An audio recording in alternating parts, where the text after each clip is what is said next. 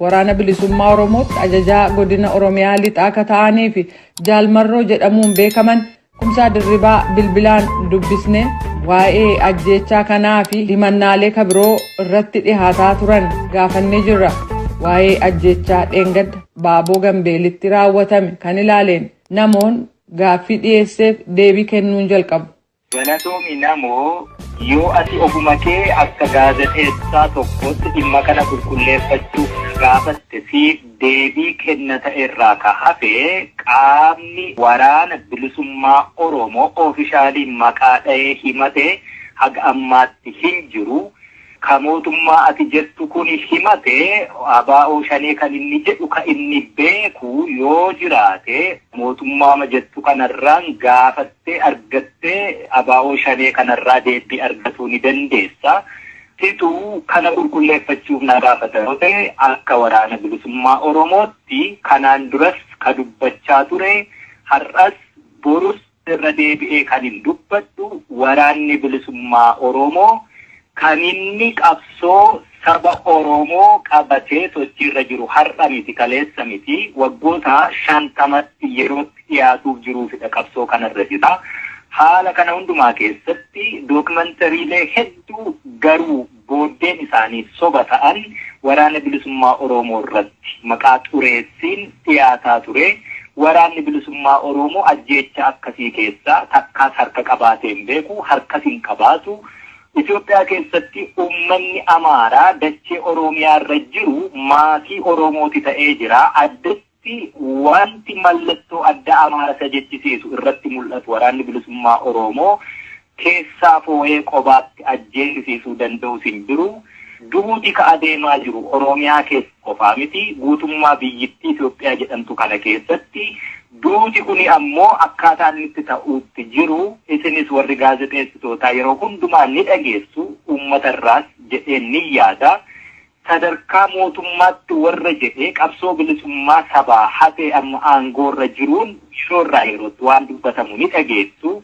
Nama aangoo barcuma siyaasaa haga nagaru qabu uummata miiliyoona 100 olii bulchu jetturraatii hin barbaachisne jechoota dhagahamani. Ka akka Shimallis Faatii, ka akka Dammaqaa faa, ka akka Fiqaaduu faarraa Abiy Ahmed mataasaa dabalatee waan isaan jedhan ni dhageessu jechuudha. Kun hundumti walitti dabalamee walitti hidhamee ajjeechaalee har'a Oromiyaa fi bakkoota birootti adeemamanii hundaa fi gaafatamummaa warra qaban. Ammas irra deebi'een sittimaa akka gaazexeessaa tokkotti yoo na gaafatta ta'e waraanni bilisummaa Oromoo uummata nagayaa hidhatee hin jirre isa hin lolle. Wanti inni ajjeesuu fi bu'aan siyaasaa bu'aan kamiyyuus inni irraa argatu hin jiru. Kanaaf ajjeechaan akkasii nun ilaallatu namoo. Jiraattonni hidhannoo hin qabne yookaan siiviliin duun beekamaadha. Yoos eenyu ajjeese naannoo sana waan sochootaniif waan quba qabdan qabatamaa waan harkaa qabdan maaltu jira? Bakka kana qofaa miti guutuu Oromiyaa keessatti bakka sochii waraanni bilisummaa Oromoo hin jirre hin jiru marsaa 5 Finfinneellee dabalatee jira. Haala amma adeemaa jiru kanaani qaamni walabaa eenyu loogii hin goone seenee hanga hin qulqulleeffannetti namni qawwee hidhatee biyya kana keessa jiru lakkoofsa hin qabu.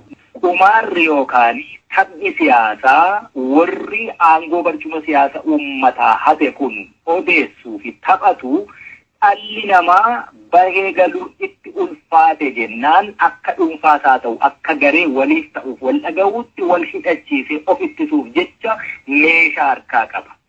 Haala meeshaa akkasii harkaa qabu qofaa ammoo miti biyyittiitiin alayyuu waraanni ollaa biyyittii. Daangaa biyyittii kana birmadummaa isii cabsee biyya kana keessatti taateewwan baay'ee suukkanneessoo ta'an baay'ee hojjechaa akka jiru quba qabdan. Egaa haala akkasii kana keessatti ani qaama akkasiitu kana raawwate jechuu yookaan immoo namni biraa qaama kanatu kana raawwate jechuun furmaatas ta'uu hin danda'u. Dhugaan lafa jiru uummanni nagaan uummanni qulqulluun hidhata siyaasaa kamuu hin qabne uummanni miskiina ta'e qonnaan bulaa dhumataa jiraachuun akkuma jette sirri. Qaamni meeqa daangaa biyyittii keessa cabsee kiiloomeetira hedduu keessaa fi garaacha biyya sanaa keessa jiru keessatti eenyuun himachuu sadarkaa irra hin danda'amne irra gaheetu jira. biyyittiin birmadummaa isheetu sarmameera. Uummanni biyyittii gandaa fi lagaa fi amantaa fi kutaa fi sabummaa wal qoodee akka hadurree fantuutaatti wal dugsuutti jira. Namni waliin nam'ee wal ajjeesuutti jira. Yeroo hedduu irra deddeebi'ee dubbadhe biyyittiin fragile state taateetti gara diigumsaatti deemuutti jira. Nuti yoo waa diiguudha barbaachisa ta'e qabsoon Oromoo waggoota 40 haga 50 har'a geesse kana gahuu hin barbaachisu. Bu'aa siyaasaa kokkolaa ta'e barbaacha deemna yoo ta'e ajjeesuun baay'ee diiguun baay'ee salphaa. Ijaaruu nama walitti fiduu waliin jiraachisuutu ulfaataa sanatu yeroo dheeraa qabsoo keenya irraa fudhate. Har'a haala waraanni bilisummaa Oromoo yeroo hamtuu hedduu keessa darbee saba isaa keessatti mul'atee waliin qabsoo gaggeessaa kaayyoo kaleessa manaa bahee fi galmaan gahuu fi gara qarqaraatti adeemaa jiru irratti soba yeroo dheeraa waraanni bilisummaa Oromoo badeera jedhamu sobicha iddoo ukkaamame sanaa baasee haqa sana ol kaasee ibsee mul'isee jira waan ta'eef soba kanarratti immoo haguuggii biraa dabaluuf waraanni kun akka waraana dhiiga namaa dhangalaasuutti dhiyeessuuf.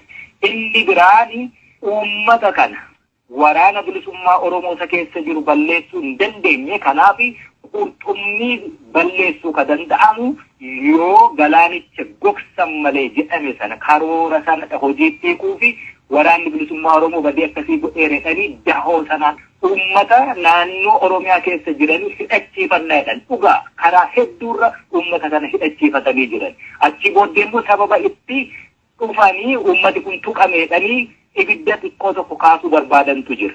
Ibiddi sun gaafa ka'e immoo sabni hidhatee jiru kana Oromoo harka qullaa ta'e walirraa hidhannoo hiikee fi halagaan illee irraa hiike qullaa jiru kanarratti duula banuutu deemamuutti jira. Waraanni bilisummaa Oromoo isa kana quba qaba. Oromoon ammoo haala akkasii dammaqiinsaan eeggatuu qaba. Tuttuqqaan akkasii gara lola sabaaf sablammeetti nu geessuuf deemuuttidha jira namoo. Rakkoo kana furuudhaa fi qaamni walamni iddoo sana deemee bakkawwan ajjeechaan itti raawwatame kana deemee qorachuu qabaadha kan isin jettan.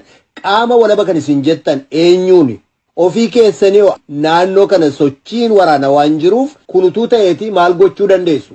Kanaan duras dubbadheen jira. Qaama walabaa jechuun egaa beektaa biyyoota Afrikaa kana keessatti bakkoota hedduutti lolli sabaaf sabaa akkasumas lolli amantii, lolli riphee lolaa fi mootummoota abbootii irree gidduutti ta'u hedduutu jira. Kanarraa wal qabatee ajjechaa fi buqqa'iinsa uummataatu gaggeeffama. Qaamoleen waan akkasii qoratanii addunyaa irratti beekaman hedduutu jira.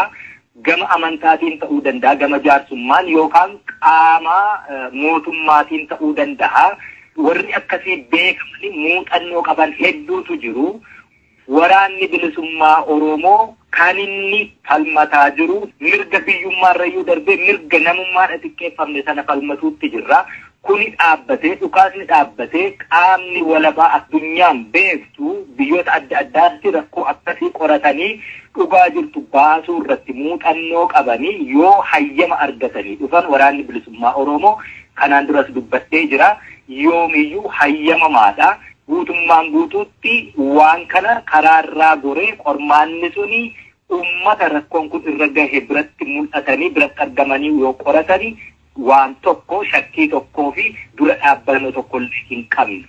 Jaalmarroo yookaan Kumsaa Dirribaa hoogganaa waraana bilisummaa Oromoo Oromiyaa Lixaa ibsa kana naa kennuu keessaniif guddaan sin galatoomsadha. Ayyee VOA sagantaa afaan Oromoo gaatii nama waasuufi carraa kana naa kennuu fi guddaa galatoomi.